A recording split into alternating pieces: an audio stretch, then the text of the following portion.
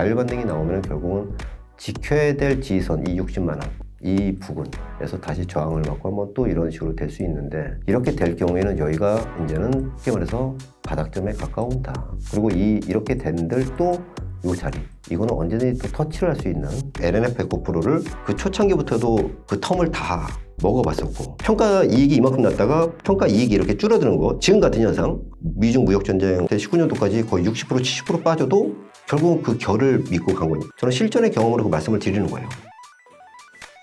네, 안녕하세요. 부자들의 공부방을 운영하고 있는 문종 대표고요.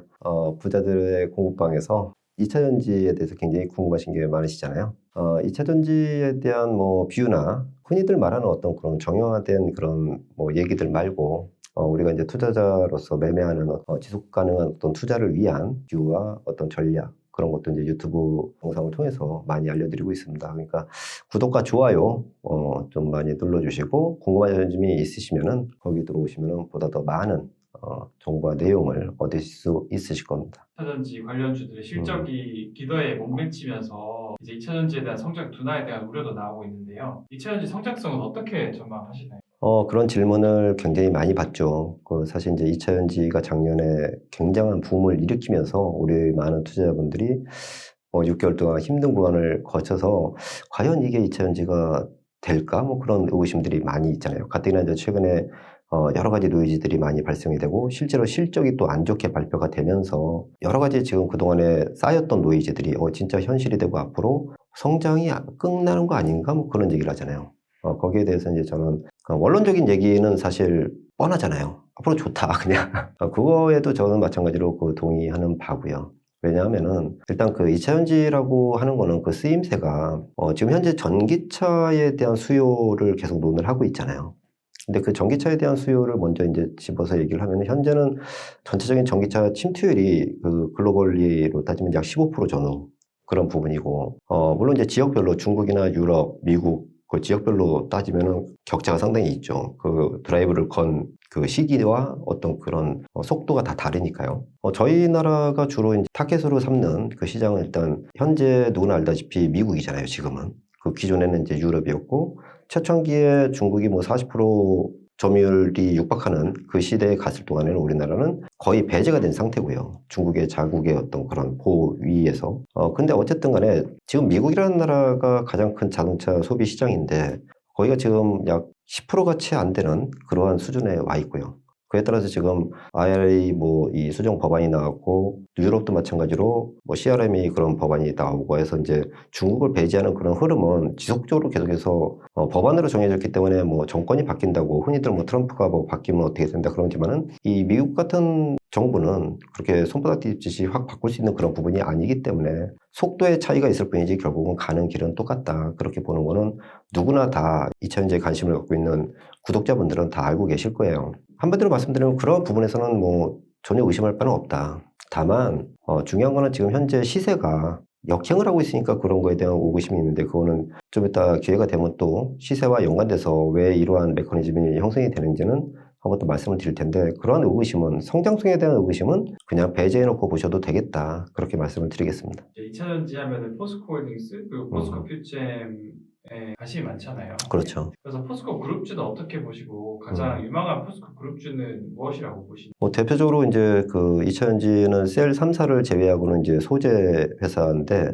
소재의 이제 국내 대표는 어쨌든 LG화학이 있고요. 그리고 이제 그 포스코 그룹이 있고, 그리고 이제 에코프로 그룹이 있죠. LG화학 같은 경우는 이제 화학 부문이 있고, 그 안에 양극재라든가 기타 기초 소재, 배터리 관련된 그런 소재들이 굉장히 많이 하고 있어요. 포스코 그룹 같은 경우는 마찬가지로 포스코 홀딩스는 이제 리튬이라는 새로운 신사업을 하고 있고, 포스코 홀딩스는 그 아래 자회사들이 포스코 인터내셔널이라든가 포스코 퓨처엠 해가지고 계열사별로 수직 계열화를 지금 굉장히 차근차근히 계획을 갖고 투자도 굉장히 좀 많이 하고 있죠. 포스코 그룹 내에서 결국은 그 그룹의 어떤 그 새로운 캐시카우 그리고 성장 그런 부분을 만드는 거는 결국은 포스코 홀딩스가 중심이 되고, 그리고 그 아래 가장 그 배터리의 쓰임새가 많은 양극재 소재 담당하는 이제 포스코 퓨처엠 거기에 이제 응급제도 같이 하고 있으니까 그 두 회사는 어쨌든 포스코 그룹 내에서 원투로는 계속해서 봐야 되겠다 그렇게 보고 있습니다. 2차전지 장밋빛 전망에 금방 반등할 것이라는 기대와는 다르게 지금 포스코홀딩스나 이제 포스코 퓨처엠의 주가가 쉽게 반등하지 못하고 있잖아요. 쉽게 반등하지 못한 이유가 무엇일까요?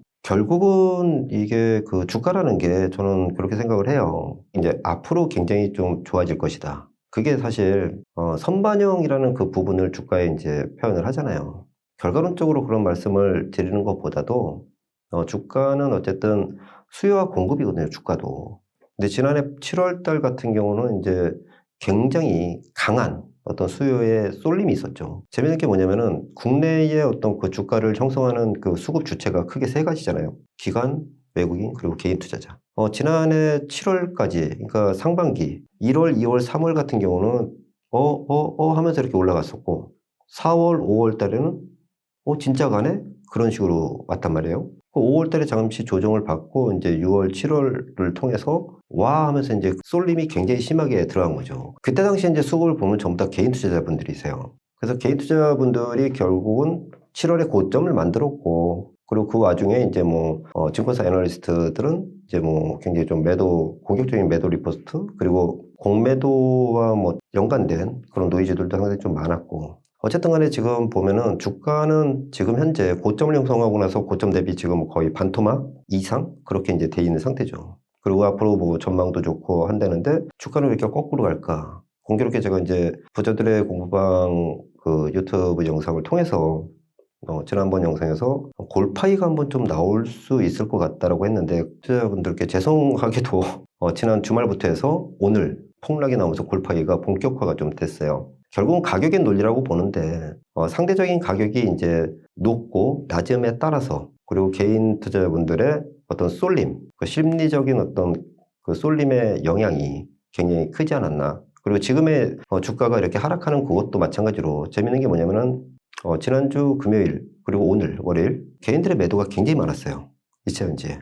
근데 오히려 외국인들은 매수를 했어요. 그러니까 반대 현상이 가만히 보면서 그 수급을 보면은 지난달 중순 이후 12월 중순 이후부터 굉장히 주가가 좀 안 좋게 흘러가는데 매도의 주체는 개인이 좀 많고 그리고 외국인들의 매수가 꾸준히 이어지고 있어요. 근데도 주가는 빠져요. 그러니까 지난해 6월, 7월 달에 슈팅을 줄 때하고는 반대 현상이 나오는 거예요. 그때는 막 올라갈 때 개인들이 막 사서 올라갔고 지금 주가가 빠지는데 외국인들이 계속 산단 말이에요. 결국은 뭐냐면은 이제 가격의 논리가 골팍이라는 그 한 단계 레벨 다운이 되면서 외국인들의 어떤 그 수급이 그러니까 바스켓에 이제 비어진 바스켓을 조금씩 채우는 그런 과정이 시작되지 않았나 그렇게 보고 있고요. 그리고 지금의 어떤 그런 폭락에 가까운 그런 시세 단순히 걱정하지 마셔라 그런 게 아니라 주가는 굉장히 앞에서 급하게 오르면은 급등이 나오면은 결국은 그 과정에 버블이라고 하죠. 그걸로 해소하고 새로운 수급의 주체가 들어와서 손바뀜이 나가야지. 그리고 개인 투자자분들도 마찬가지로 나는 장기 투자할래 하고 이렇게 들어왔던 분들이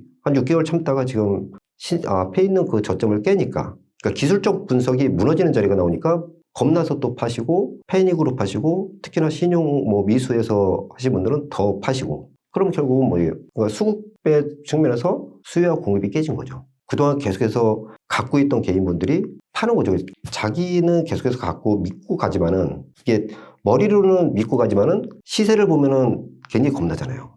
그 수요와 공급이 깨지는 시점이 이제 지난 주말부터 본격화가 됐고 손바뀜이 이제 좀 일어나는 초기 그 정도 보고 있어요. 가장 지금 핵심적으로 지금 기대를 하고 시장에서 기대를 하고 있는 건 리튬이잖아요. 그 리튬이라는 부분이 반영이 되는 시점 그게 좀 되면은 또다시 그런 부분은 언제든지 가능하다.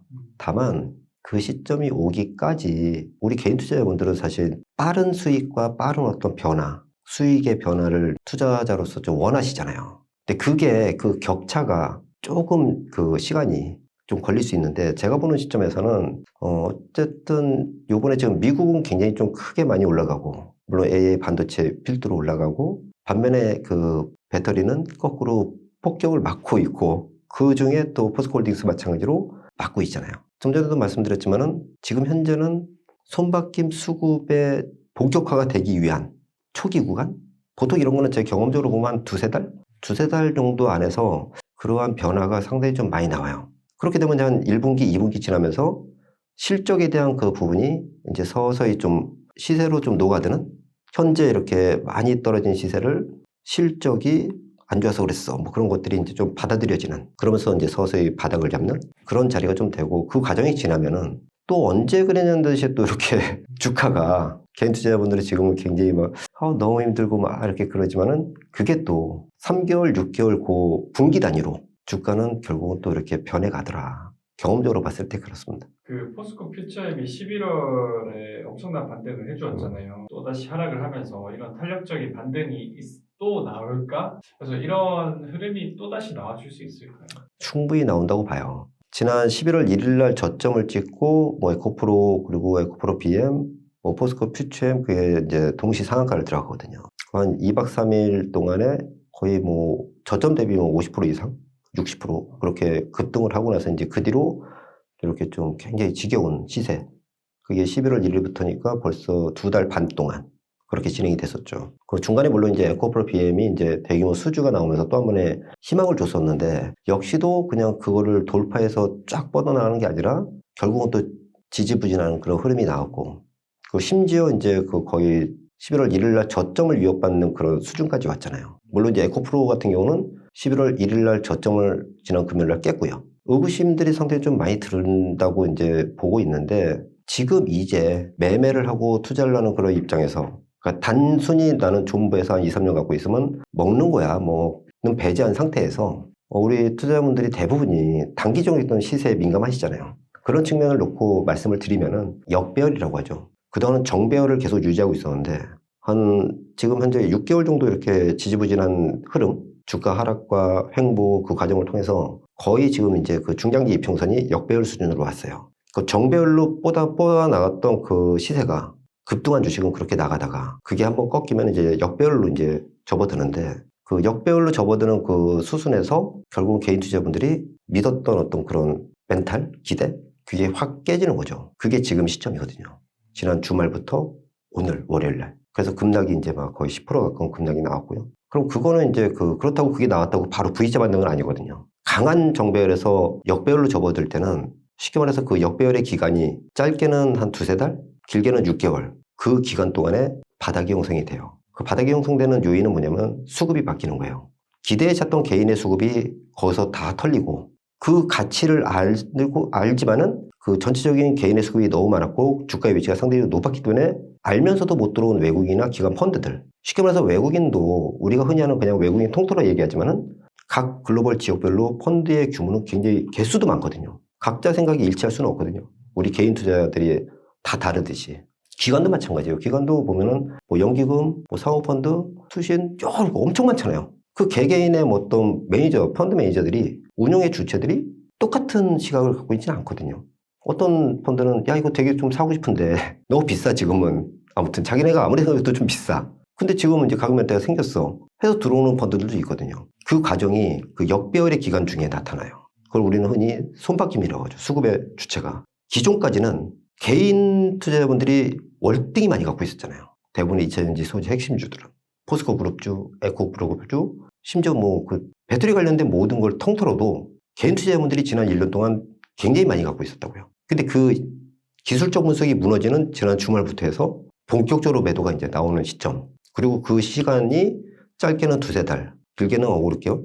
그 기간 동안에 손바뀜이 나오면서, 그러면서 어떤 과정이 나오냐면, 보통 진짜 뭐 이거는 껍데기 회사, 흔히 말하는 그 시가총액이 얼마 안 되고 가볍고 그런 종목들은 내리꽂아서 이제 뭐 실체 없는 그런 것들이 나오지만은, 2차전지 핵심 소재 뭐 포스코 퓨처엠이나 뭐 포스코 홀딩스, 그리고 뭐 에코프로 마찬가지로 이런 종목들은 시가총액이 무슨 뭐 1-2조도 아니고, 이런 종목들은 그런 결이 아니라 어느 정도 일정 부분 가면은 반대급의 어떤 그 용수철 탄력 같은 거 있죠. 그런 것들이 이제 언제든지 나온다. 그게 이제 짧게는 제가 볼 때는 1-2달 내에 그렇게 좀 오지 않을까, 그렇게 좀 보고 있습니다. 주식 투자에서 기업의 기본적인 가치도 중요하지만 주가의 흐름을 보여주는 차트의 위치도 되게 중요한 것 같아요. 그래서 현재 포스코 그룹주들의 주가의 흐름은 어떠한지 한번 알려주실 수 있으실까요? 차트를 통해서 짚어드리도록 해보도록 하겠습니다. 포스코 홀딩스의 일봉 차트인데, 물론 이제 일봉 차트를 보기 전에 이제 먼저 좀 큰 그림의 어떤 월봉 차트 요거를 좀 한번 보시는 게 좀 좋겠다. 일단 현재 지금 이 위치가 월봉상 20선이 이게 딱 무너진 자리죠, 지금. 오늘 이번 무너지면서 이렇게 딱 대음봉이 깔렸는데, 그 전에 보면은, 지난 이제 2020년도에 25만원 바닥을 찍고 75만원까지 확 오른 상태고, 이 앞서서 이제 있던 굉장히 큰 벽이었던 요 자리, 요 40만원을 이렇게 돌파를 한 상태였죠. 돌파를 하고 여기서 이제 바로 돌파하기 전에 여기도 한번 꺾였죠, 한번 이렇게. 그래서 굉장히 강한 돌파가 나왔죠. 이 종가 기준으로 오늘 이제 39만 8,500원이니까 종가 기준으로 깨졌어요. 자, 그런데 요거를 이렇게 보면은 결국은 이제 그 주가라는 게 왕창 오르면은 결국은 그 앞에 있던 고가, 굉장히 그 강했던 이 고가, 이거는 이제 저항이라고 하잖아요. 그 돌파된 저항은 그 다음에 지지선으로 작용을 해야지 그 다음에 주가의 흐름이 이렇게 나오는데, 아무튼 지금 현재로서 이 자리가 양봉과 음봉이 교차되는 게 35만원이에요. 여기에 이제 장중고가로 따지면 40만원이고, 종가 기준으로 빨간 음봉과 양봉 요거를 보면은 35만원에서 36만원? 뭐 그런 자리가 돼요. 여기가. 요 자리가. 그 여기 정도 이렇게 되면은 이 올라오는 60선, 까만색 선이 60선인데 요 60선이 그 장기 수급선, 그러니까 월봉의 60선이라고 하는 거는 5년 평균선이죠, 5년. 그러니까 5년이라고 하는 거는 뭐냐면은 우리나라 경기 사이클이 굉장히 좀 이제 뭐 10년 주기, 30년 주기 이렇게 있지만은 4, 5년 단위의 어떤 그 경기 민감? 그런 부분들이 많죠, 우리나라 같은 경우. 이 60개월 평균선, 여기가 이제 요거는 계속해서 타고 올라오죠, 이렇게. 우상향을 하고, 주가는 이렇게 해서 맞추면은 요 자리. 그러니까 지금 현재로 보면은 요 자리가 되겠죠. 요 40만원에서 지지에 대한 기대, 그런 부분과 요 언더 자리, 이렇게. 그래서 40만원 이하? 이런 자리는 사실 이제 어떻게 보면은 기술적으로 차트의 위치를 이렇게 보면은 요 자리가 결국은 굉장히 장기간에 걸쳐서 뚫을 수 없을 것만 같았던 그 선이 돌파가 됐고, 그게 이제 다시 지지가 되는 요 자리에서 언더슈팅 자리가 이렇게 나오는 거죠. 그럼 요 자리가 결국은 매수의 자리가 타진을 할 수 있는 그런 자리가 된다, 그렇게 보고요. 근데 이제 이 가격이 왔다고 덥석덥석 사는 게 아니라 전체적으로 이제 글로벌 증시와 국내 증시의 어떤 수급과 이제 전체적인 그 흐름, 그걸 보고 결정을 해야 되는데, 제가 볼 때에는 어쨌든 지금 미국이 굉장히 좀 크게 많이 오르고 있지만은, 중요한 거는 미국이 한번 좀 되게 좀 과열이 아닌가, 그런 생각을 좀 하고 있어요, 지금. 아무리 무슨 뭐 AI 반도체가 뭐 특수기를 하고 붐이 일고 이제는 AI의 시대다 이렇게 하지만은, 그거 이상으로 지금 굉장히 좀 고평가? 그러니까 오버슈팅이 한 10% 이상은 좀 낮다고 저는 판단을 하거든요. 오르면 오를수록 그 눌림의 어떤 그런 게 앞으로 한 1분기 이내, 그러니까 두세 달 이내에 한번 오지 않을까. 그 시기를 지금 이제 가격은 요 2차전지 뭐 이런 포스코 홀딩스나 이런 것들을 이렇게 놓고 보면은 수렴이 되는 과정에서 가격은 왔지만은 이거를 덥석 사는 그런 것보다는 현금을 들고 있으면 좀 더 좋은 기회? 그런 게 좀 올 걸로 보여져요. 지금 현재 보유하고 있는 개인 투자자분들 입장에서 100% 나는 그 배터리를 갖고 있어 꼼짝달싹을 못해. 근데 종목을 보니까 전부 다 뭐 포스코 홀딩스, 포스코 퓨처엠, 뭐 에코프로 BM, 뭐 LG에너지솔루션, 그런 거예요. 그러니까 쉽게 말해서 대형주들. 그러면 저는 그렇게 너무 이렇게 시리에 빠져서 그럴 필요가 없다. 왜냐하면은 지난해 7월 달에 슈팅을 줬을 때 포스코 홀딩스를 단적으로 예를 들지만은 이게 7월 달에 이렇게 슈팅을 줄 때거든요. 그럼 1월부터 해서 이렇게 슈팅을 얘들을 주는 동안에 삼성전자나 그런 것들은 여기서 버벅 기고 있었다고요, 거꾸로. 현재 얘처럼. 근데 결국은 주가 사이클은 결국은 수요와 공급이 순환을 돌면서 가는 거거든요. 그러니까 지금의 AI 반도체지 뭐니 해서 이렇게 위에 있지만은 걔들이 여기가 될 수가 있는 거고, 지나고 보면은. 그리고 현재의 포스코 홀딩스가 요 자리지만은 지나고 보면 또 여기에 와 있고, 그게 주가의 순환이거든요. 성장주라고 하죠. 지속 가능한 성장주라고 저희는 표현하는데, 지속적으로 성장을 할 수 있는 그런 종목들은 대부분 급등을 한번 이렇게 해주면은, 차트상 이렇게 급등을 해주면은 한 번에 이 버블을 해소하는 거, 이 과정을 거치고, 이 버블의 폭은 그때 어떤 시장 상황과 수급의 쏠림이나 그런 것에 따라서 언더슈팅이 더 나올 수 있고, 올라갈 때도 마찬가지로 적당선은 여기라고 치면은 오버슈팅이 나오듯이, 하락을 할 때도 딱히 요 부분이다라고 생각을 하지만은 내리는 그 탄력에 의해서 언더슈팅이 나오고, 지금이 그 자리라고 저는 생각을 해요. 그러면서 이 자리가 결국은 급등 이후에 버블을 해소하고, 그리고 다시 또 이 과정에서 이런 패턴을 또 그리면서 또 가는 게 주가죠, 속성이. 그래서 지금의 이 자리는 이 가격이 여기서 여기가 온들, 여기서 이렇게 온들, 저는 크게 개의치 않고, 지금 시점에서는 오히려 이제 만약에 미국이 단기 버블로 꺾이는 시점이 한 1, 2개월, 2, 3개월 내로 온다 하면은 우리 시장도 마찬가지로 영향을 받겠지만은, 우리 시장은 미리 연초에 매를 맞았기 때문에 미국보다 덜 맞을 수 있다. 그러면 주식은 언제 사느냐? 그때 사는 게 맞다. 이 포스코 홀딩스 포함해서 배터리도 마찬가지로 핵심 소재 같은 경우는 그러니까 지금 가격이 어떻고 덥석 사는 게 아니라 저는 그렇게 생각하고 있어요. 자, 포스코 퓨처엠도 한번 본다면은 자, 얘도 지금 이제 월봉으로 좀 봐야 되겠죠. 가장 이제 그 우리가 주가를 이렇게 딱 봤을 때 포스코 퓨처엠인데 얘도 보면은 주가 월봉이에요. 17년도에 이만큼 오르고 여기 이렇게 빠지고 또 20년도에 이렇게 빠지고 상승을 하고 여기 또 이렇게 빠졌죠.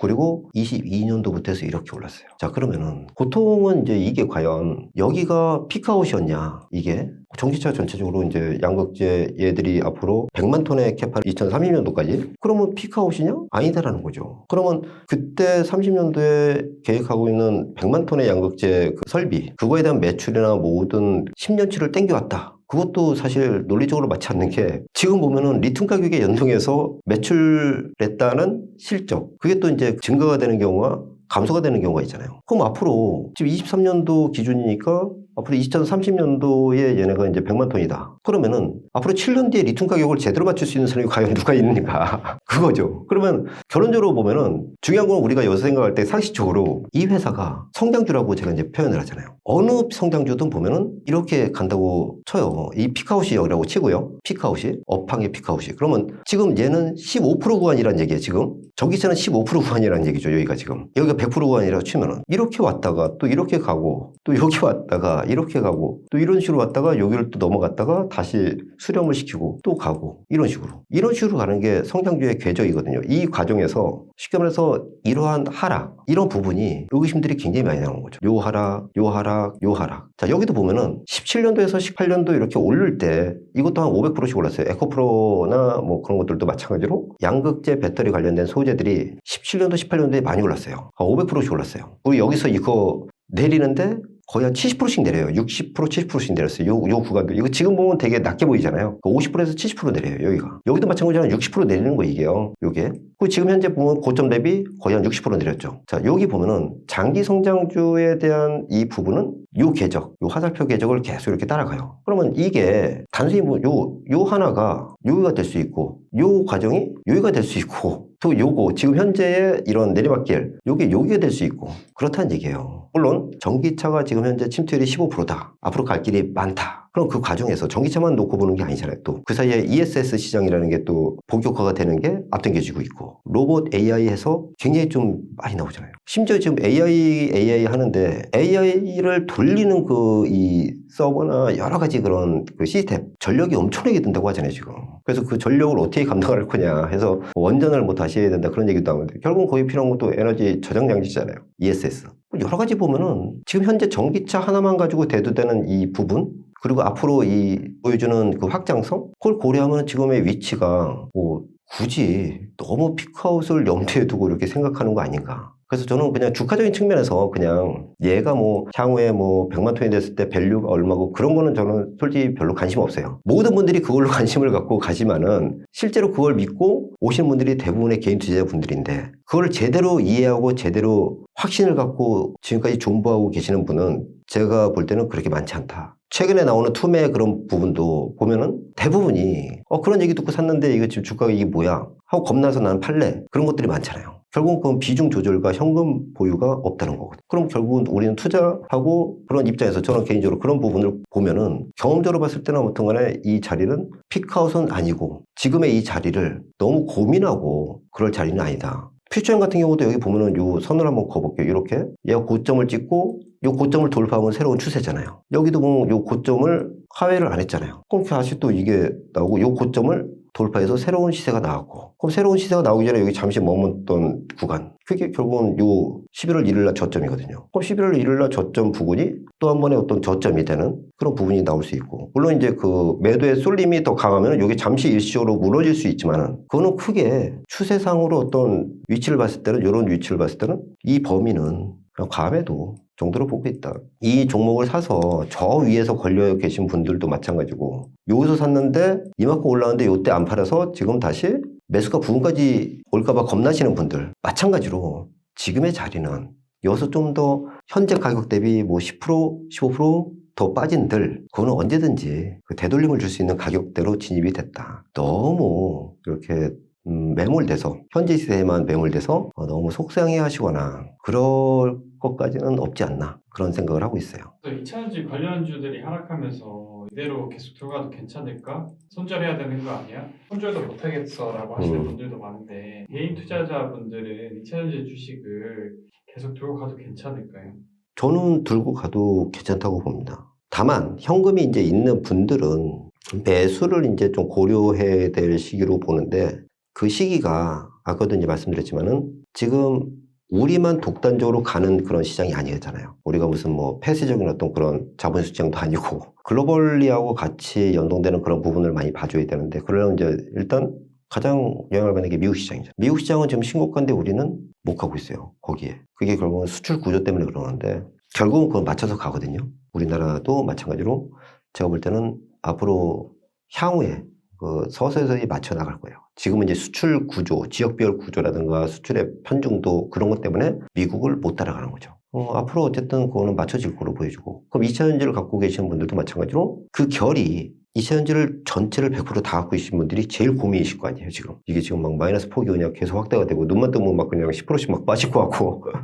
근데 지금부터는 동참해서 매도를 막 이렇게 하는 가격? 그런 것보다는 매도를 하고 싶더라도 여기서 떨어지는 그 칼날이 좀 더 이 폭이 남았다고 하더라도 폭이 나오면 결국은 요거 약간의 바운딩? 그 바운딩의 어떤 그런 부분을 보고 그리고 전체의 어떤 그 흐름 그걸 보고 해도 늦지 않다. 다만 100% 몰빵을 해가지고 갖고 계시는데 정말 내가 견디기 힘들다. 그거는 최초에는 나는 정말 장기 투자해서 갈래 라고 해서 처음에 순수한 의도는 있지만은 시세가 막상 막 10% 20% 터지고 반토막 가까이 터지니까 그게 흔들리는 게 개인의 심리잖아요. 그런 분이라면은 반드시 반등을 할 때 최소 비중 현금을 30% 정도는 챙기셔라. 그게 설령 내가 100만 원에 샀는데 지금 이제 50만 원이라서 마이너스 50%가 됐다고 한들 30% 정도의 현금은 갖고 계시고 나머지 내가 30%를 현금에서 팔았는데 70% 주식이 좀 더 내려갈 수도 있고 올라갈 수도 있잖아요. 그런 한들 그거를 은하를 깜짝하지 마시고 그냥 30% 현금은 다 갖고 계시고 그거를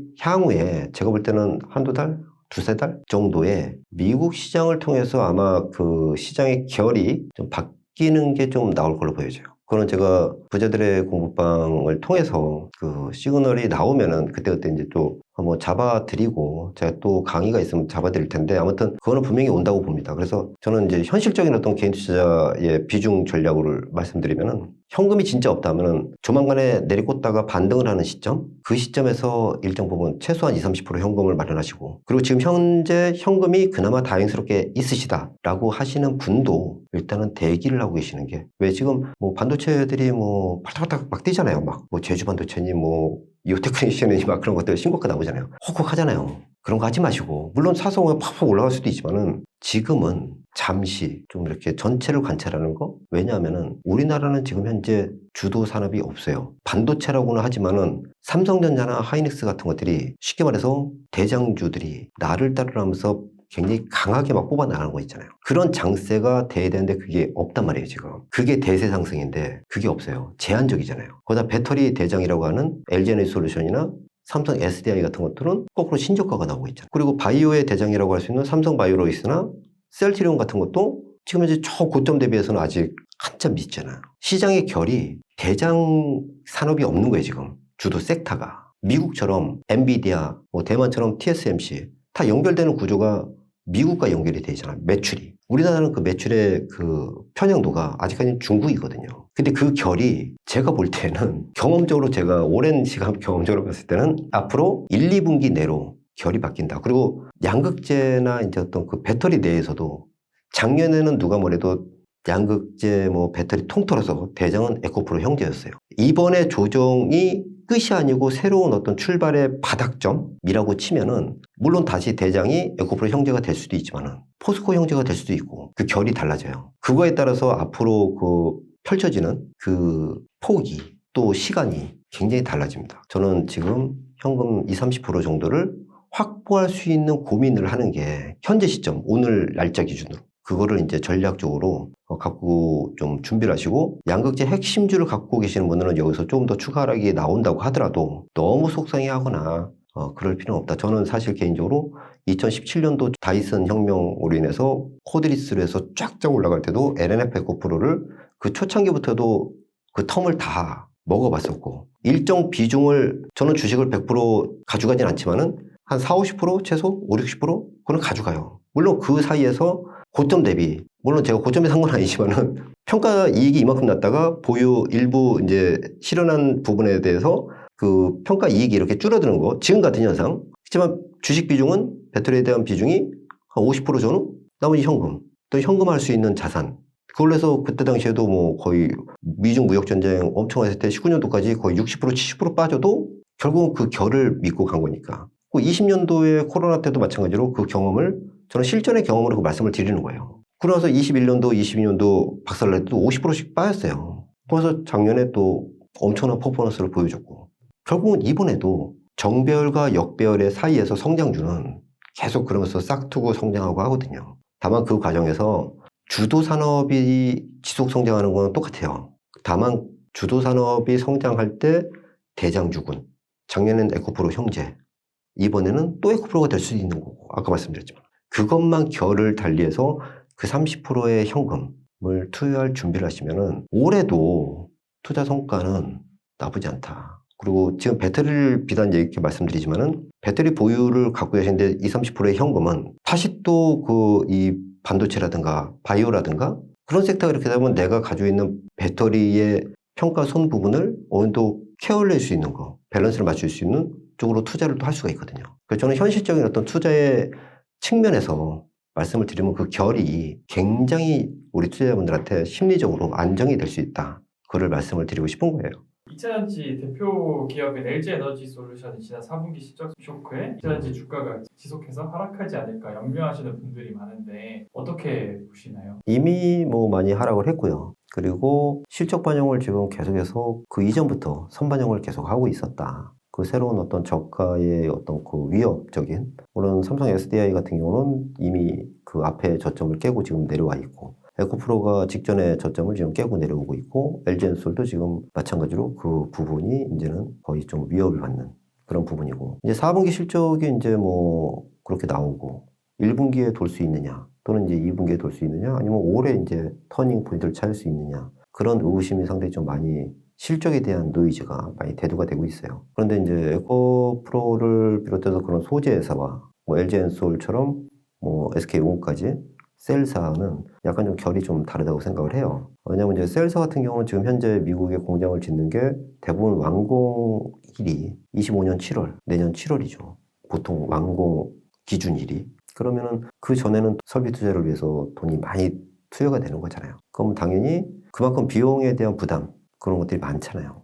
과거에도 모든 산업은 장치 산업 같은 경우는 그 설비 투자를 하는 그 기간 동안에는 돈이 굉장히 많이 들어가요. 물론 주가도 그 과정에서 벌어들이는 돈보다 지출되는 돈이 많으니까 주가 역시도 마찬가지로 정체되고 약간 좀 뭐랄까 버벅거리면서 그런 것들이 있죠. 그런데 막상 이제 공장이 완공이 되고 나서 수율을 높이고 그 수요처에 납품이 되고 그게 숫자로 찍히고 하면 이제 규모의 경제가 열리는 거죠. 과거 제가 이제 경험적으로 2008년도 이제 금융위기가 한번 있었고 그 해에 공교롭게 중국의 자동차 소비가 엄청나게 일어났었어요. 미국 같은 경우는 이제 뭐 GM, 포드에서 이제 뭐 난리가 아니었잖아요. 미국발 금융위기였으니까.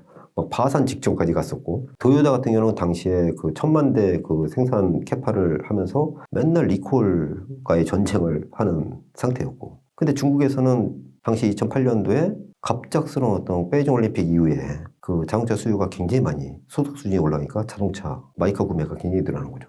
당시에 그 현대기아차가 그 전에 한 3, 4년 전부터 중국 상해 공장, 미국 알리바바 공장 해서 생산 설비를 거의 500만 대를 맞춰놨어요. 그 어려운 시기에 투자를 계속하면서 고전을 하고 있었지만 수요가 빵 터져버리니까 그냥 찍어내는 대로 갖다가 납품을 하는 거죠. 그래서 현대기아차가 그때 당시에 어마어마하게 상승을 했었죠. 규모 경제가 열리니까. 마찬가지로 반도체도 그 삼성전자가 최근에 한 3, 40년 동안 계속해서 지속 성장해 온 것도 결국은 지속적인 투자잖아요. 그 LG엔솔과 뭐 삼성 SDI, 그 SK온도 마찬가지로 지금 현재 뭐 전기차 수요 둔화 우려 그런데 무슨 뭐 미국에다 공장을 짓고 해외 공장을 짓느냐 그러니 실적이 이 모양 아니냐 그런 게 나오는데 저는 과거에 그러한 장치 산업들의 규모의 경제를 한 30년 정도 이 과정을 통해서 이렇게 머물다 보니까 굉장히 많이 봤어요. 이 또한 그렇게 될 거다. 다만 지금 현재 주가의 부침 현상 때문에 우리 개인 투자자분들이 굉장히 좀 힘에 들어하고 그런 부분이 있는데, 다만 우리 개인 투자자분들이 저는 항상 말씀드리는 게 그거예요. 좋은 가격에 매수를 하는 게 좋다. 남들이 막 좋다고 할 때 이거 단기적으로 더 먹으려고 막 따라 들어가다 보니까, 비중 조절 없이 들어가다 보니까 너무 힘든 거죠. 그런데 그럼에도 불구하고 그 역사적인 고점은 결국은 성장주는 지속되더라. 그러니까 지금 너무 힘드셔도 단순히 그냥 이렇게 많이 빠졌으니까 어쩔 수 없으니까 좀 힘내세요, 그런 게 아니라 저는 경험적으로 말씀을 드리는 거예요. 그러니까 우리 투자자분들이 정말 힘드시지만은 LG엔솔, SDI 그런 것들은 결국은 규모의 경제가 열리는 그 과정까지 좀 시간이 더 필요로 하지만은 가격적인 측면에서는 좀 과하게 좀 많이 내려오는 과정으로 이제 진입이 됐다. 그래서 앞으로 한두 달, 짧게는 한두 달, 뭐 길게는 한 두세 달 그 사이에는 지금 현재 가격보다는 그래도 조금 더 높은 그런 가격이 좀 이렇게 형성이 되고, 그럴 때 현금 비중을 조금이라도 한 20, 30%라도 좀 이렇게 갖고 좀 전략적으로 좀 준비를 하시는 게 앞으로 펼쳐지는 이 성장감을 즐길 수 있는, 그럴 때 이 멘탈을 잘 보듬어서 갈 수 있는 그런 게 되지 않을까, 그렇게 보고 있습니다. 2차전지 기업들의 이익에 직접적인 영향을 주는 리튬 가격이 지속해서 하락하고 있다고 하는데요. 리튬 가격이 2차전지 기업에 미치는 영향은 무엇이고 리튬 가격은 앞으로 더 떨어지게 될까요? 지난해 4분기죠. 톤당 10만 위안을 막 깨면서 이제 막 더 부각을 시키면서 난리가 많이 났었는데, 최근에 1월 들어서 86,500위안 정도로 이제 그 톤당 그렇게 탄산 리튬이 되는 걸로 알고 있어요. 22년도 4분기에 이제 최고치를 찍을 때 거의 60만 위안 근처죠. 그 근처까지 이제 갔다가 현재 86,500위안이니까 거의 5분의 1 토막이에요. 고점 대비 80%. 근데 지난 2017년도 최고치 때 한 15만 위안 정도 이렇게 되었던 걸로 기억하는데, 그리고 이제 무역 전쟁이 있고 막 그러면서 거의 뭐 지금과 같은 수준, 거의 한 고점 대비 한 70% 정도 꺾인 적이 있어요. 그리고 이제 그 2020년도부터 해서 22년도까지 거의 뭐 10배 가까이 급등을 한번 했었죠. 그리고 지금 현재는 그 앞선 이제 저점 부근, 그러니까 고가 부근 정도까지 이렇게 와 있는데, 리튬 가격은 사실 장기적으로 보면은 희귀 광물이기 때문에 수요의 공급의 어떤 그런 부분에서 가격이 정해지죠. 지금은 이제 지난 2017년도 고점에서 20년도 한 2년여 동안의 하락, 그리고 바닥 다지기, 그리고 거기서 10배? 그 과정이 결국은 또 요번에도 마찬가지로 그렇게 된다. 그게 이제 직접적으로 보면은 전기차 수요도나 뭐 그런 얘기도 이제 많이 있잖아요. 그래서 뭐 전기차가 안 팔리는데 뭐 리튬이 뭐 소요가 되겠어? 뭐 그런 거잖아요. 결론적으로. 이거는 계속해서 앞으로 더 빠질 거야. 막 더 빠질 거야. 그걸로 인해서 이제 우리나라 그 양극재 회사들이 그 셀사에 납품할 때 레깅 효과라고 하잖아요. 리튬을 사와서 어쨌든 한 3개월, 평균 3, 4개월 정도 뒤에 이제 셀사에 납품하는데, 처음에 뭐 만약에 뭐 30만 위안에 사온 거를 지금 와서 보니까 8만 위안이에요. 그럼 뭐 거의 뭐 5분의 1 토막 가격에 넘기는 거잖아요. 그럼 그만큼 이제 영업 마진이 뚝 떨어지는 거니까. 일례로 지난번에 LNF가 그 실적 발표를 했는데, 리튬 이제 연말 재고 조정을 하잖아요. 리튬 평가손, 재고자산 평가손이 2,500억이에요. 그래서 연간으로 해서 2,800억 정도 이제 영업 손실을 이제 발표했는데, 어쨌든 지금은 이제 지난 하반기부터 급격히 떨어진 거가 계속 이제 반영이 되고, 연말 이제 결산에 따른 재고 조정 그 부분이 평가되면서 재고 평가 손실, 그게 이제 계속해서 나오는 거죠. 이제 이달 26일인가요? 27일? 그때 이제 포스코 그룹이 이제 실적 발표하고 2월 7일 날 에코프로 그룹이 실적 발표하는데, 마찬가지로 LNF처럼 그런 예상은 나오잖아요. 그러면은 리튬 가격이 어쨌든 양극재 회사들이 셀사에 납품할 때 그 레깅 효과로 인해서 그건 다 알고 있는 사실이고, 다만 이제 그게 지난해 연말부터 해서 한 10만 위안 밑에서 확보한 리튬이 이제 나가는 거는 2분기나 3분기 초가 되겠죠. 그때쯤 되면은 그냥 거의 뭐 또이또이 내지 약간 소폭 상승하면은 리튬 가격으로 인한 뭐 레깅 효과, 그걸로 인해서 그 실적이 또 급격히 박살나는 그런 거는 이제 없다는 얘기고.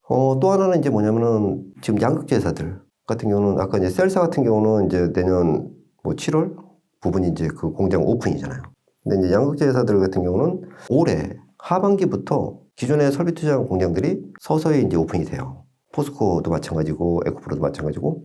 그러면 캐파가 계속 증설되는 게 이제 그 공장 가동이 된단 말이에요. 물론 공장 가동이 된다고 바로 이거 매출로 인식되는 게 아니라 수율도 잡고 뭐 하면은 공장 가동부터 한 3개월에서 6개월 정도 걸리죠. 근데 어쨌든 간에 그 사이에 리튬 가격이 지금 현재 86,000 위안에서 10만 위안 전후의 어떤 다지기? 지금 현재 어떤 그 수요, 그런 부분 때문에 더 내려갈 수는 있지만은 그동안 급격히 내려온 그 가격 대비해서는 좀 더 완만해지지 않을까. 실제로 지금 뭐 애널리스트 보고서도 최근에 나오는 건 이제 리튬 가격이 한 2분기 전후에서는 조금 안정화가 되지 않을까. 그동안 이제 그 배터리 회사에 대한 뭐 매도 리포트를 낸 애널리스트도 마찬가지고 최근에 이제 뷰를 크게 안 좋게 보는 그런 애널리스트 보고서들을 봐도 리튬 가격에 대한 그런 부분들이 뷰가 조금씩 바뀌는 거, 조심스럽지만 바뀌는 거. 그렇다고 급격한 어떤 바뀜이 아니라 그 하향 안정화, 그 부분이 좀 많이 나오고 있어요. 그럼 결론적으로 보면은 이 실적들이 올해 2분기, 3분기 넘어가면서는 안정화가 좀 되는, 그리고 또 이 투자한 그 공장들이 가동이 되면서 캐파가 이제 너무 늘어나고 Q의 증가와 P의 증가가 하반기 이후부터 조금씩 이제 좀 변화가 되는 그런 절차로 가기 때문에 지금 현재의 어떤 주가의 그 매도가 매도를 부르는, 그러니까 기술적 분석이 무너졌기 때문에 매도가 부르는 그 현상이 약간의 어떤 변화가 그 앞으로 그 1분기면 3개월이잖아요. 그 사이에 물론 내리 더 꽂는 힘 때문에 내리 꽂을 수는 있지만은 그 바운드가, 그 변동성이 약간 축소가 되는 구간, 그게 이제 그 사이에 좀 나올 걸로 보여집니다. 그래서 2차 전지 기업들의 주가 반등에 꼭 필요한 조건들은 무엇이고 반등의 시기는 언제로 전망하시나요? 사실 주가는 뭐 저는 이제 그냥 현실적인 어떤 투자의 관점에서 이렇게 좀 보면은 제가 그런 말씀을 많이 드려요. 성장주는 정배열의 쏠림이 각도가 강할 때 그때는 좀 이제 비중을 축소하고, 그리고 역배열의 한 가운데 있을 때, 정점에 있을 때, 역배열의 거의 뭐 그냥 공포의 패닉 구간, 그럴 때 슬슬 사 모으면은 돈이 된다. 근데 그게 지금 지난주 금요일 날 시작이 됐고 오늘 빵 터져버린 거죠. 급락이. 그러면은 주가라는 게 오늘의 급락이 내일의 급락은 아니거든요. 그리고 오늘의 상승이 내일의 상승을 보장하는 거 아니잖아요. 주가는. 무수히 많은 뉴스와 무수히 많은 그 수요와 공급자들에 의한 가격이 결정이기 때문에 경험적으로 봐서는 오늘의 어떤 그 폭락? 그거는 결국은 에코프로 기준으로 한다면 오늘 51만 5천 원에 끝났는데 여기서 더 내리꽂는다고 하더라도 오늘의 이 가격, 그리고 지난 금요일의 가격 부근은 언제든지 공을 빵 내리쳤을 때 내가 힘껏 빵 내리치면 튀어오르는 각이 크잖아요. 근데 그냥 여기서 똑 떨어뜨리면 똥 했다가 이렇게 요 정도만 되잖아요. 이 변동이. 근데 지금은 매도가 매도를 부르는 그 강한 힘의 팍 눌림이기 때문에 오히려 튀어오르는, 그러니까 내리더라도 튀어오르는 힘이 더 강할 수 있는 구간으로 이제는 접어들었다. 그래서 하락을 한다고 너무 흔히 뭐 우스갯말로 그냥 뭐 한강을 가야 되겠다 막 그런 얘기도 많잖아요. 그러지 마시고 그동안 6개월 이상 참아온 지루함이 시위로 이렇게 좀 표출되는 가격이라고 할까요? 그런 구간이니까 우리 투자자분들은, 저는 이제 경험적으로 그런 부분을 심리적인 측면에서 말씀을 드릴 때는 너무 이렇게 한쪽에 치우쳐서 이거 진짜 막 그 붕괴되고 박살나고 진짜 나 다 날리는 거 아니야? 저는 2차전지 배터리 핵심 소재는 그럴 리는 없다. 잠깐의 큰 변동성은 있어도 우리 투자자분들이 그 믿어왔던 만큼 그 범위를 찾아가는 과정의 어떤 변동성은 있어도 차근차근히 그런 부분이 결을 맞춰서 갈 거다. 그렇게 말씀을 드리고 싶습니다. 그 에코프로와 에코프로 BM의 주가락으로 투자하신 분들은 앞으로 주가가 더 떨어지지 않을까 불안해하고 있잖아요. 2차전지 대장주인 에코프로와 에코프로 BM의 전망과 주가 흐름은 어떠한가요? 그냥 쉽게 제가 차트로 한번 이렇게 좀 말씀을 드릴게요. 이 차트를 이렇게 보시면은 얘가 지금 에코프로예요. 여기 이렇게 보시면은 요 회색선 있잖아요. 회색선이 2년 평균선입니다. 2년 평균선. 오늘 근데 이 가격이 왔어요. 이 2년 평균선이 50만 원인데 이 가격이 오늘 왔습니다. 제가 그 지난 영상 때 이런 말씀 드렸죠. 이렇게 삼각수렴형, 하락삼각형 이 말씀을 드렸는데 보통 이럴 경우에는 대량 거래를 수반시키고 팍 올라야 되는데 이런 경우에는 보통 골파이가 한번 나올 수 있다라고 말씀을 드렸어요. 근데 그 골파이가 오늘 어제부터 해서 나온 거죠. 죄송스럽게도 이 말이 현실이 돼가지고 되게 좀 몸둘 바를 모르겠는데 어떻게 보면은 이게 그동안 이렇게 가격이 급등했다가 내리 꽂았잖아요. 그리고 이 자리에서 고가와 저가. 자, 저가는 아직 안 깨졌는데 고가를 계속 낮추고 있었죠, 여기. 제가 그때도 한번 말씀드렸지만 고가를 계속 말씀드렸어요. 이 자리에서 골팍이라는 이 부분 이렇게 나오는 게 이틀 됐어요. 그리고 2년 평균선에 와 있습니다. 통상적으로 이 1년 평균선이라고 할 수 있는 이 까만색 선, 이게 굉장히 중요한 선인데 이게 붕괴가 된 거예요. 이 선이. 이게 붕괴가 됐고 60선, 초록색 선은 60선인데 이게 이제 데드크로스가 나오죠. 그동안은 정배열이죠. 20선과 60선과 120선, 240선, 480선.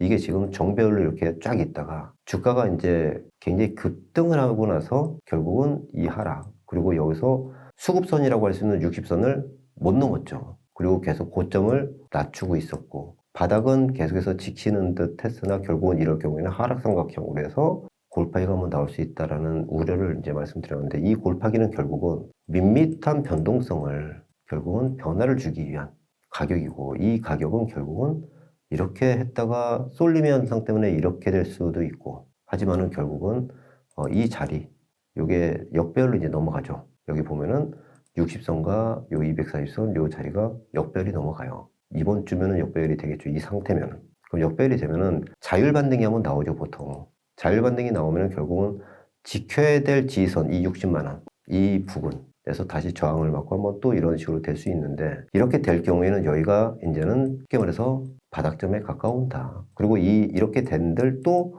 요 자리, 이거는 언제든지 또 터치를 할 수 있는, 60선이 이렇게 기울기가 이렇게 내려오겠죠. 얘는 이렇게 내려오고 이렇게 이평선이 이런 식으로 되면서 여기를 계속 넘나드는 요 과정이 되면서 결국은 이 앞전에 있는 수급, 자 여기는 보면은 누가 봐도 개인의 수급이 여기서 굉장히 많이 올렸고요. 근데 하나 변화가 요 6월 달부터 해서 이 빨간 선이 요게 외국인 수급이에요. 근데 외국인들이 여기서부터 사죠. 요때부터 요 구간 여기서부터. 자, 그럼 얘들이 산 가격이 여기는 80만 원 정도예요. 여기 산 게. 그리고 여기서부터 샀다가 120만 원까지 샀다가 여기서부터는 좀 멈춰 있어요. 멈춰 있다가 얘들의 수급이 12월부터 늘어요. 이렇게 12월부터 이렇게 늘죠. 그럼 12월부터 가격이 여기죠. 70만 원부터 계속. 자, 오늘 같은 경우도 개인이 엄청 팔았어요. 근데 외국인이 엄청 샀어요. 급락을 하는데 결국은 이게 여기서 산 가격, 여기서 산 가격 이렇게 도합하면 내려갈수록 결국은 외국인 지분은 늘어나고 평균 단가는 낮아지겠죠. 마음이 급한 개인의 매물은 이제 또 실망스러운 매물들이 나올 것이고, 또는 신용과 미수 물량이 나올 것이고, 그 과정이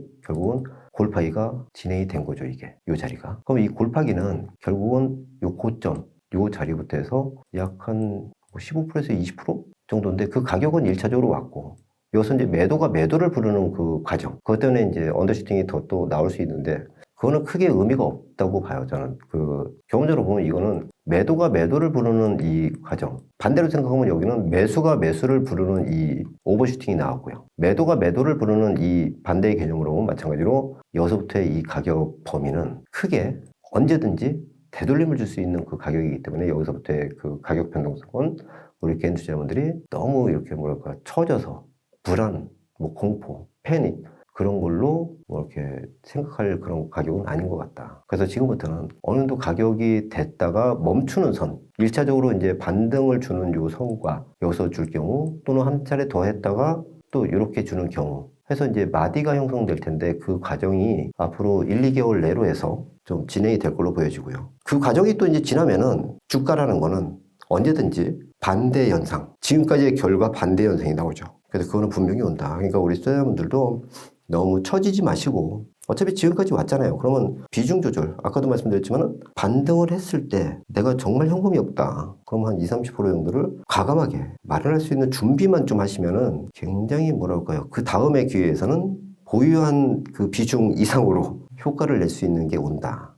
부자들의 공부방이라든가 거기서 이제 또 말씀을 드리지만은, 지금 현재 추가적인 어떤 매도가 매도를 부르는 그 부분을 너무 실망하거나 공포에 너무 이렇게 매몰돼서 생각하지 않으셨으면 좋겠다. 그렇게 보고 있습니다. 에코프로 BM도 마찬가지로 지금 같이 결을 보면은 20선, 60선, 120선 이렇게 나오잖아요. 그럼 여기가 결국은 정배열이에요, 정배열. 아주 부채살처럼 쫙 뻗어나온 정배열이고, 자, 20선과 60선이 무너진 자리가 여기고, 역배열이 나오고요. 자, 60선과 120선이 이제 무너지는 요 자리. 그리고 지금 현재는 20선, 60선, 120선 정배열이잖아요, 지금. 아까 그 에코프로 BM 같은 경우는 요 2년치 평균선 여기까지 와 있는 거고, 얘는 지금 요 1년치 평균선에 와 있는 거거든요. 물론 얘 같은 경우는 여기가 지금 현재 11월 달에 이제 그 고무헤드 곰지 급등하고 여기는 12월에 대규모 수주 그것 때문에 이제 급등한 자리.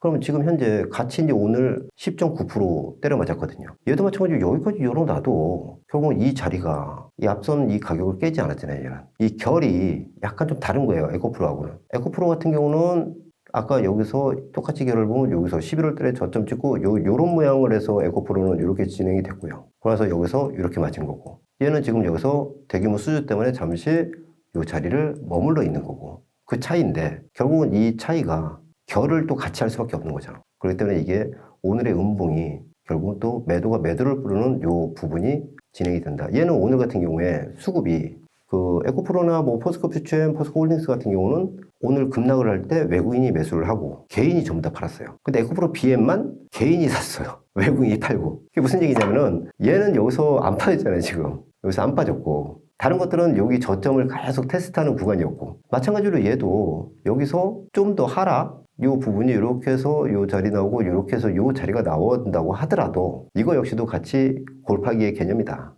그렇게 보시면 되고 얘도 지금 좀 다른 게 수급이 그동안 외국인들이 계속 팔았거든요. 여기서. 근데 12월부터 외국인들 빨간색이 좀 이렇게 매수가 늘어나죠. 지속적으로 외국인이 팔다가 얘들이 외국인이 12월부터 바뀌어요. 근데 이게 비단 이 종목만이 아니라 이 12월 요 초중순 요때의 핵심 소재들을 보면은 LG에너지 솔루션도 그러고 1년 동안 내내 팔던 종목을 12월 초중순부터 외국인들이 매수가 계속 들어와요. 근데 주가는 계속 약한데 매수를 들어온단 말이에요. 자, 쉽게 말해서 외국인들은 바닥에서 그냥 계속 왜냐면 급하지 않으니까 어차피 앞으로 좋아질 거 1년 뒤에 좋아질 거 2년 뒤에 좋아질 종목을 미리 사거든요. 미리 사는데 얘들이 뭐 한두 번 사는 게 아니기 때문에 오랜 기간을 두고 사요. 근데 개인 투자자 입장에서는 빨리 가기를 원하잖아요. 그럼 이런 투매를 부르는 이런 자리에서는 외국인들 입장에서는 어떻게 보면 땡큐죠. 얼른 사놓고 그러고 나서 나중에 가서 파오려고. 지금 삼성전자 같은 경우도 지금 막 퍼포먼스가 막 보여지지만은 그 전부터 바닥에 막 있을 때부터 주가는 안 가는데 외국인이 계속 산단 말이에요. 그러다 결국은 빵 터지듯이 지금 양극재 대표주들이 배터리 핵심 주들이 지난 12월 초중순부터 해서 외국인들의 매수가 계속해서 좀 눈에 안 띄게 많이 들어오고 있다. 그거는 달리 말하면은 지금 당장은 아니어도 결국은 결이 바뀌는 거는 시간 문제다. 근데 그 시간이 결국은 저는 마디를 끊어서 앞으로 짧게는 한두 달, 두세 달, 그 사이? 그 정도가 이제 그 바닥점? 그리고 그 바닥점이 찍히면 결국은 멈추는 그 과정이 필요하잖아요. 그게 이제 앞으로 그렇게 오래 기간이 아닌 상태에서 좀 나올 걸로 보여집니다. 앞으로의 투자는 어떤 종목에 하는 것이 현명한 선택일지 고민하시는 분들이 있는데 2024년도에는 어떤 2차전지 종목이 유망하다고 보시나요? 2차전지 통틀어서 보면은 결국은 시가총액이 저는 뭐 사이즈 작은 종목들은 그렇게 관심이 별로 없고 어쨌든 이제 대표주들의 흐름에 따라서 그 안에 대장주가 나오거든요. 작년 같은 경우는 이제 LG엔솔이 바닥을 잡아주고 견주하는 어떤 모습 그 부분이 보이면서 에코프로 형제가 대장이 됐던 거고 지금 반도체로 얘기하면 삼성전자 큰형님이 바닥을 잡아주고 추세를 이렇게 바꿔주는 큰 항로를 바꿔주는 그 역할을 할 때 뭐 한미반도체나 뭐 이스페타시스나 그런 것들이 나오듯이 한미반도체나 이스페타나 그런 거는 신고가를 못 뚫는데 또 지금은 뭐 온디바이스니 뭐 CX레인이 그런 것들이 막 반도체 쪽에서 뭐 난리를 피우잖아요.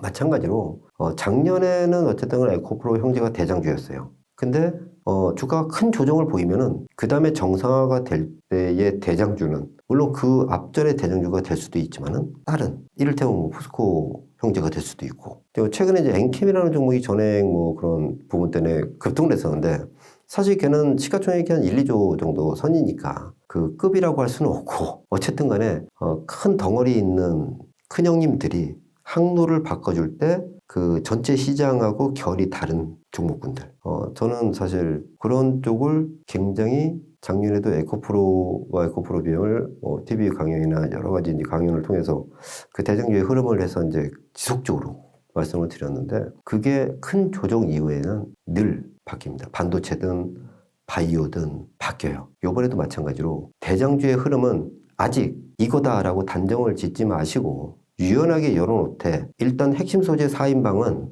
일단 열어놓고 보시고 그 안에서 또 형성이 되지 않을까. 저는 뭐 핵심 소재라고 하는 거는 이제 양극재죠. 결국은 양극재가 배터리 셀에 들어가는 원가 비중이 45%고 그리고 이제 전구체죠. 전구체. 전구체가 우리나라 이제 유일하게 지금 국내 설비를 갖고 있는 게 에코프로 머티리얼즈예요. 걔도 역시 마찬가지로 지금 시가총액이 거의 뭐 에코프로급이니까 지금 핵심 소재는 결국은 양극재와 전구체인데 지금 뭐 포스코 홀딩스와 코 퓨처엠 리튬과 양극재 그리고 에코프로와 에코프로 BM 마찬가지로 리튬과 양극재잖아요. 결국 수직 계열화를 가장 잘해놓고 있는 그 에코프로 형제 수직 계열을 지금 굉장히 적극적으로 하고 있는 포스코 형제 결국 그 안에서 또 대장주의 흐름이 나오고 그 밑에 단에 있는 뭐 코스모 신소재라든가 LNF 같은 경우 결국 그 안에서도 걔들은 이제 좀 사이즈가 좀 작지만은 어쨌든 간에 이제 그 안에서 핵심 소재 양극재와 전구체 그 안에서 좀 이렇게 될 것 같다. 그리고 뭐 엔캠이나 이제 전해액 같은 것들이 최근에 부각이 되는데 걔들의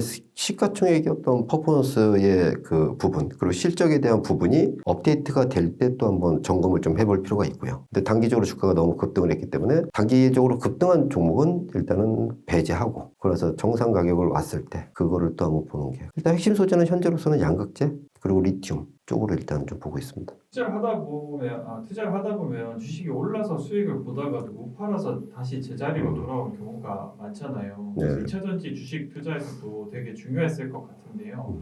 주식은 언제 얼마에 팔아야 할지 기준은 어떻게 잡아야 할까요? 최근에 이제 그 투자자분들이 에코프로, 뭐 에코프로 BM, 포스코 홀딩스, 뭐 포스코 퓨처엠 그런 종목들을 최근에 이제 급락이 나오니까 나는 끝까지 한번 가볼래 하시는 분들이 실제로 이제 에코프로 기준으로 지난해 초에 뭐 30만 원, 40만 원에 매수하신 분들 150만 원이 갔는데 이제 안 파신 분들도 계시잖아요. 더 해가지고. 근데 지금 이제 딱 와보니까 이런 속도로 빠지면 얼마 안 있다가 내 원금이 될 것 같단 말이에요. 또는 손실이 될 수도 있을 것 같다는 거예요. 막 거의 한 500% 정도 평가 이익이 났다가 그때 팔 걸 내가 왜 안 팔았을까 막 그거 있잖아요. 근데 지금 이제 말씀드리고 싶은 거는 오버슈팅이라고 하잖아요. 버블. 상승하는 각도가 갑자기 확 이렇게 바뀌는 경우가 있어요. 주가 추세가. 여기 이제 그림으로 잠시 이제 한번 설명을 드리면은 상승 추세라는 게 이렇게 되잖아요, 보통. 그럼 여기서 이제 보통 이런 각도로 이렇게 가다가 여기서 갑자기 이런 식으로 45도 이상 각도로 이렇게 올라가는 경우가 있어요. 여기 작년 7월 달에 이게 더블 나는 가격이에요, 더블.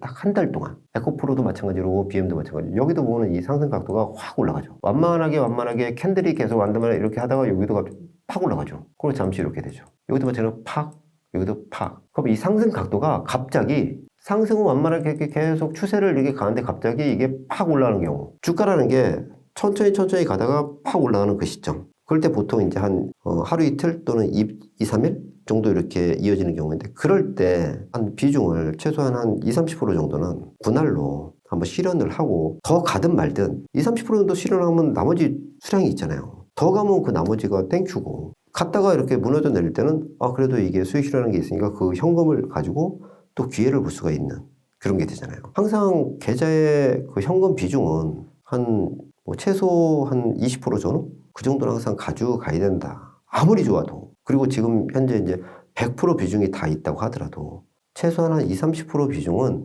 언제든지 그 손실을 감수하고 나는 현금 비중을 확보를 할 수 있는 상황이라면은 손실률이 10% 미만 정도 이내에서는 언제든지 좀 뺄 수 있는 그 포트의 비중?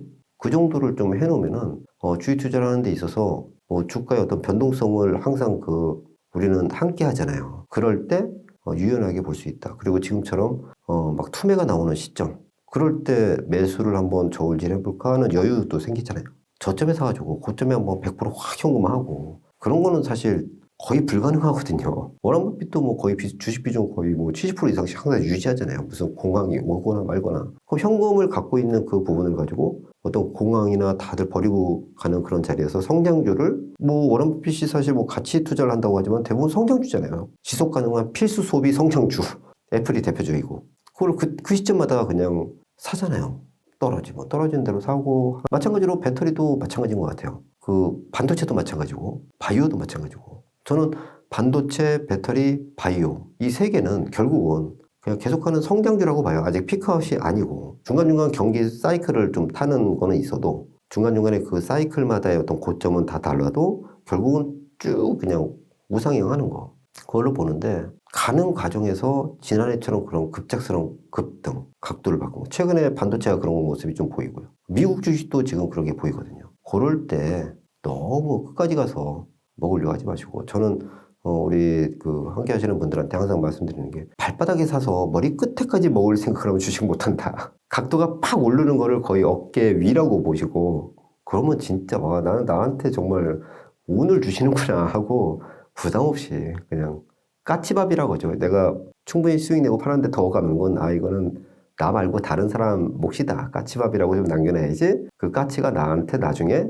더 좋은 수익을 가져온다. 평평하게 가던 상승 각도가 거의 45도 이상 50도, 90도로 팍 오르는 때 그때는 좋아할 게 아니라 경계를 좀 하시면서 현금 확보를 좀 할 거. 오늘도 이제 그런 말씀을 드렸어요. 미국 주식이 막 급등을 했잖아요. 너무 한호하지 마시고 반도체 너무 한호하지 마시고 이제 급등을 하면은 배터리 이렇게 박살나는데 반도체가 좀 살려주네? 고맙습니다 하고 각도가 확 바뀔 때 조금씩 해서 다음을 대비하는 거. 그거를 이제 항상 그런 습관을 기르시다 보면은 현금 비중에 대한 부분 그리고 내가 물렸어도 어쩔 수 없이 안고 가야 되는 주식 비중이라는 것도 뭐 그냥 이 정도면 뭐 그래 이렇게 해서 시나리오 이렇게 해보니까 이런 식으로 될 것 같아. 급하지 않게 마음을 좀 다스릴 수 있는 그런 게 되는 것 같아요. 제 경험적으로. 그러니까 수익과 손실 관리 그리고 비중 관리 내가 주식을 하면서 일단 스트레스 받지 않고 올라갈 땐 즐기고 내려갈 때도 내가 더 좋은 기회가 오네 하면서도 즐길 수 있는 그래서 항상 제가 말씀드리는 게 본업에 충실하면서 식사 잘 하시고 잠도 잘 주무시면서 투자를 하시는 게 가장 좋은 거다. 물론 그 과정에서 평가손도 나고 평가 이익도 극대화하고 수익도 극대화시켜보고 하면서 지속적으로 가는 게 투자거든요. 항상 파는 거를 어려워하시는 거는 욕심이 많기 때문에 그런 거고 그걸 좀 잠깐 내려놓으시면은 수익도 적절히 나시고 지금처럼 급락을 해도 저도 사실 어떻게 보면 뭐 배터리 포지션이 없는 건 아니에요. 한 50% 정도? 있는데 사실 뭐 언제든지 그 기회가 다시 또 올 수 있는 그런 가격대고 워낙에 작년에 또 싼 가격부터 해왔기 때문에 뭐 지금의 변동성? 이 정도는 열어놓고 보니까 다만 여기서 약간 벗어나는 경우는 제 예상과 다르게 벗어나더라도 항상 뭐 가능한 영역이라고 생각을 하니까 그럼 뭐 빠지네 많이 좋은 가격이 오겠네 그런 정도 이렇게 생각을 하는 거죠. 아무튼 지금의 그런 부분도 매도와 매수에 어려운 분들은 적당한 가격에서 이렇게 습관적으로 그 파시고 내가 꼭 저점에 사야 되겠어 막 그런 게 아니라 내가 생각하는 이런 부분이 이런 식으로 매치가 되네 그러면은 전체 밸런스와 전체 글로벌 뭐 그런 부분을 봤을 때 이것도 너무 강한 것 같은데 하면 이제 한번 좀 사보고 그 다음 되면 얼마 정도 살 거야. 그런 식으로 사시면 좀 더 편하다는 거죠. 수익 실현과 매수의 어떤 그 조바심이라고 할까요? 그런 부분에서 좀 벗어나면은 좀 더 편안한 그런 투자가 되는 게 제 경험입니다. 오늘 이제 어쨌든 많은 말씀을 드렸는데, 제 작은 어떤 이 지식이 여러분들한테 조금이나마 그렇게 도움이 되었으면 한번 생각을 하고요. 제가 운영하고 있는 그 부자들의 공부방에 보다 더 다양한 영상들이 있고요. 그곳에 오셔서 구독과 좋아요 한번 하시면은 더 많은 콘텐츠가 또 이렇게 앞으로 제공이 되고 함께 하시는데 굉장히 좀 도움이 많이 되실 겁니다. 함께 하시면서 좋은 정보를 얻으시기 바랍니다.